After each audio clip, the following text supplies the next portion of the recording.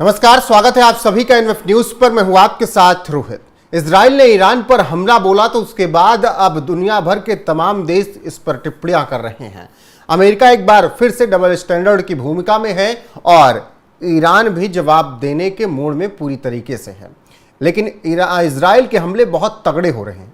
ऐसे में इजराइल और ईरान की ये जो लड़ाई है, इससे भारत पर क्या फर्क पड़ेगा, भारत कहाँ खड़ा नजर आ रहा है, इसी पर चर्चा करेंगे। मेरे साथ वरिष्ठ पत्रकार प्रियदर्शी रंजन जी हैं।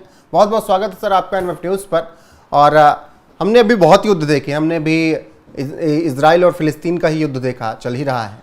इसके अलावा रूस और यूक्रेन का युद्ध सामने है। भारत और पाकिस्तान ने युद्ध लड़ा। अजरबैजान ने पिछले साल, कुछ साल पहले युद्ध वहाँ पर हुआ। तो ये जो युद्ध वाली स्थिति है, इसमें भारत हमेशा उस भूमिका में रहता है कि भाई शांति से ही दुनिया आगे बढ़ सकती है, युद्ध क्यों होना चाहिए। लेकिन इजराइल और ईरान में कहां पर खड़ा होगा भारत? बहुत मुश्किल है, भारत के लिए बड़ी चुनौतियां हैं। भारत इजराइल के साथ खड़ा हो, ईरान के साथ खड़ा हो, किसके साथ खड़ा हो, ये तय करना भारत के लिए बहुत मुश्किल हो रहा है। दोनों देशों के साथ भारत के बहुत अच्छे संबंध हैं। अभी हाल फिलहाल में इजराइल के साथ भारत की दोस्ती बहुत प्रगाढ़ हुई है। भारत पाकिस्तान के बीच में जो ऑपरेशन सिंदूर हुआ, भारत ने जो पाकिस्तान पर ऑपरेशन सिंदूर किया, तो उसमें सबसे मजबूती के साथ कोई खड़ा हुआ देश, कोई समर्थन करने वाला देश था तो वो इजराइल था। और उसी तरीके से ईरान के साथ भी भारत के बहुत अच्छे रिश्ते हैं। तमाम देशों, खाड़ी देशों के साथ भारत के उतने रिश्ते अच्छे नहीं रहे, लेकिन ईरान के साथ भारत के अच्छे रिश्ते हैं। भारत के लोग वहाँ काम करते हैं। क्रूड ऑयल भारत में उस देश से आता है। तो तमाम तरह के फ़र्क पड़ेंगे। अभी 18 से 20 हज़ार लोग कार्यरत हैं ईरान में। भारत को उनकी सुरक्षा की भी चिंता है। इजराइल में भी 15 से 20 हज़ार लोग कार्यरत हैं। पिछले एक साल में ही 12,000 लोग इजराइल गए हैं, भारतीय लोग काम करने गए हैं। तो दोनों देशों में अगर युद्ध भयावह स्थिति लगभग पहुंच ही चुका है, तो उस स्थिति में जाने से भारत चिंतित है कि अपने लोगों की रक्षा कैसे करेगा, कैसे उन लोगों को बाहर लाएगा। फिर जो दोनों देशों के साथ रिश्ते हैं उनको कैसे मेंटेन करेगा ईरान के साथ और इजराइल के साथ। क्या इजराइल के साथ अभी हम लोगों ने देखा किस तरीके से जब इजराइल गाजा पट्टी पर जब हमला कर रहा था, तो उस दौरान भारत पूरी तरीके से इजराइल के समर्थन में नहीं था, लेकिन इतना जरूर कर रहा था कि इजराइल के खिलाफ कुछ नहीं बोल रहा था। वहीं गाजा पट्टी के लोगों के लिए खाना पीना, जो मूलभूत जो सुविधाएं हैं उसको मुहैया कराने के लिए भारत पुरजोर कोशिश कर रहा था। यहाँ तक कि इजराइल पूरी तरीके से भारत का पाकिस्तान के साथ विवाद में समर्थन कर रहा था।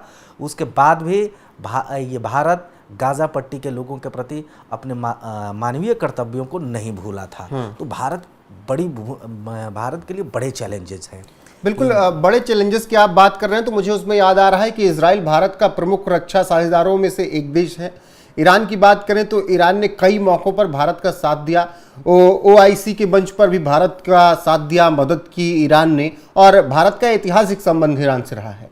तो ऐसी स्थिति में क्या भारत वही रवैया अपनाएगा कि अहिंसा परमो धर्म? देखिए, अहिंसा परमो धर्म की व्याख्या क्या है, इस पर भारी डिबेट हो सकता है। कभी इस पर डिबेट कराएं, कभी इस पर बात करें तो बात हो सकती है। भारत अहिंसा परमो धर्म की बात करता है, लेकिन अन्याय के खिलाफ हथियार उठाना भी जानता है। राम ने रावण के खिलाफ हथियार उठाया था जी। कृष्ण ने गीता में अहिंसा परमो धर्म का उपदेश दिया है। लेकिन कब? जब युद्ध समाप्त हो गया, जब जरूरी था युद्ध, तब युद्ध हुआ। शिव पुराण में भी अहिंसा की बात है। बौद्ध ने भी अहिंसा को परम सूत्र माना। महावीर ने भी भारत में अहिंसा को परम सूत्र माना। लेकिन मैं उदाहरण देकर के बता देता हूँ, बुद्ध के जितने भी शिष्य हुए सभी हिंसक हुए। हिंसक इन द सेंस उस तरीके से मैं नहीं कर रहा हूँ, लेकिन उनके मानने वाले जितने बौद्ध राजा हुए सभी प्रचंड थे। सभी ने युद्ध में खून की नदियाँ बहाई। युद्ध जीतना उनका परम कर्तव्य होता था। अजात शत्रु, जिसने प्रथम बौद्ध संगीति बनाई, उसकी क्रूरता का इतिहास भरा पड़ा है। अशोक, जिसको महान कहा जाता है, वो एक समय चंडी हुआ करता था। उसी तरीके से आप महावीर जो जैन अनुयायी हैं उनके भी शिष्यों को आप बात लेकर के देखिएगा, वो भी अहिंसा पर बहुत बड़ा बल देते हैं। तो उनके भी जो शिष्य है, सबसे बड़ा उनका शिष्य मान लीजिए चंद्रगुप्त, जो सबसे बड़ा शासक के तौर पर, चंद्रगुप्त ने भी तो युद्ध किया। तो इस तरीके से ये कहना कि भारत अहिंसा परमो धर्म का संदेश देने वाला देश है, बिल्कुल वो देश है, लेकिन ज़रूरत पड़ने पर हथियार उठाने से बाज आने वाला भी देश नहीं है। ये अभी अभी भारत ने पाकिस्तान को बताया है कि किस तरीके से हमारी अहिंसा की व्याख्या है। बिल्कुल, हमारी अहिंसा की व्याख्या तब तक ही है जब तक सामने वाला शांत है। अगर इसी तरीके से लड़ाई चलती रही, क्रूड ऑयल वैसे ही बड़ी मुसीबत है, दाम बढ़ते ही जा रहे हैं, एक समस्या वो भी उत्पन्न होगी पूरी दुनिया के सामने, खासकर हम लोगों के। अब फिर चाबहार की प्रगति भी मुश्किल में आएगी, आपको लगता है? देखिए, बहुत सारे जो प्रोजेक्ट्स हैं वो मुश्किल में आ जाएंगे। दोनों मतलब भारत इस स्थिति में फंस चुका है, कहने में कोई गुरेज नहीं है, इस स्थिति में फंस चुका है कि अगर इजराइल और ईरान का युद्ध बड़े स्तर पर हो गया तो निश्चित तौर पर भारत को इसमें बहुत बड़ा नुकसान हो जाएगा। भारत इसीलिए दोनों देशों को कह रहा है कि शांत रहिए, शांति रखने की अपील भी कर रहा है। इजराइल से भी भारत ने बात की है किस तरीके से इस मामले का समाधान निकाला जा सकता है, लेकिन इस मामले में भी विलेन की भूमिका में अमेरिका है। भारत और पाकिस्तान वाले मामले में भी अमेरिका एक्सपोज हो गया। यूक्रेन और रसिया के बीच जो कुछ हो रहा है, यूक्रेन के पास इतनी आर्थिक शक्ति ही नहीं थी कि इतने लंबे दिनों तक वो युद्ध में टिका रह सके। कहाँ से उसको फंडिंग हो रहा है, कौन फंडिंग कर रहा है, कहाँ से शस्त्र के सप्लाई हो रहे हैं, पूरी दुनिया के सामने खुला हुआ है। इजराइल के साथ भी वही मामला है। इजराइल को अमेरिका ने इस्तेमाल किया एक तरीके से, जो आपने शुरुआती दौर में कहा था कि अमेरिका का डुअल स्टैंडर्ड इस बार फिर से उसकी कलई खुल गई है। अच्छा, डुअल स्टैंडर्ड की बात मैं इसलिए कर रहा था कि कह रहा है कि अरब देशों के पास, खाड़ी देशों के पास न्यूक्लियर नहीं हो सकता, अमेरिका कह रहा है, या इस्लामिक देशों के पास न्यूक्लियर नहीं हो सकता, ईरान के पास न्यूक्लियर नहीं होना चाहिए, लेकिन उसी पाकिस्तान को सपोर्ट करता है, उसी पाकिस्तान को न्यूक्लियर देता है, जो कि आज से कई साल पहले न्यूयॉर्क टाइम में रिपोर्ट छप गई थी 1998 में। तो मैं डबल स्टैंडर्ड की इसीलिए बात कर रहा था। तो आपको लगता है कि एक तरफ पाकिस्तान को तो पाल पोस रहा है, उसके न्यूक्लियर की भी सुरक्षा करने की पूरी गारंटी देता है अमेरिका, और दूसरी तरफ ईरान को रोकता है?